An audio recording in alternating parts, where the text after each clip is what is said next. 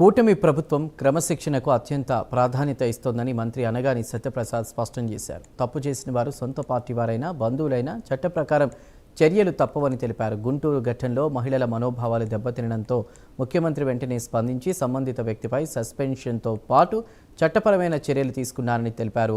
Ramayapatnam port ప్రైవేటీకరణ, 4,000 కోట్ల ప్రజాధనం దుర్వినియోగం జరిగిందన్న ఆరోపణలను మంత్రి ఖండించారు. ఒక వ్యక్తికి ఒకే ఓటు ఉండేలా చర్యలు తీసుకుంటున్నామని, డూప్లికేట్ తప్పుడు ఓట్లను తొలగించడమే ఉద్దేశమన్నారు మంత్రి అనగాని సత్యప్రసాద్.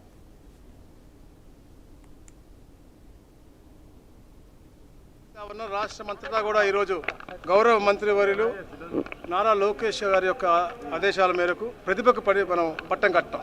అంటే ఈ ఫిల్ స్టేషన్ ఏదైతే మంచి ఉన్నత మార్కులు వచ్చినటువంటి పిల్లల్ని 10వ తరగతి ఇంటర్మీడియట్లో వచ్చినటువంటి వాళ్ళకి షైనింగ్ స్టార్స్ అనే బిరుదు ఇచ్చి వాళ్ళకి సర్టిఫికేట్ ఇచ్చి ప్రతి ఒక్క పిల్లలకి కూడా 20,000 రూపాయలు, అంటే ఆర్థికంగా వెనకబడిన వాళ్ళు అవ్వచ్చు, అలాగే ఏదైతే వెనకబడిన వర్గాల గురించి అవ్వచ్చు, అందరినీ కూడా బలోపేతం చేసే విధంగా ఒక మంచి వాతావరణంలో, ఒక వైబ్రెంట్ వాతావరణం, ఏదైతే హెల్తీ వెల్తీ హ్యాపీ మనకి ఎన్వైరన్మెంట్ కావాలని చెప్పేసి గౌరవ ముఖ్యమంత్రి గారు ఎప్పుడు అంటారో అలాంటి కార్యక్రమం ఈరోజు చేయడం నిజంగా చాలా ఆనందదాయకం. ఎందుకంటే ఒక సమాజం అనేది దీంట్లో విద్యలో భాగస్వాములు అవ్వాలని లక్ష్యంతో గౌరవ ముఖ్యమంత్రి గారు ఎప్పుడు కూడా అంటూ ఉంటారు.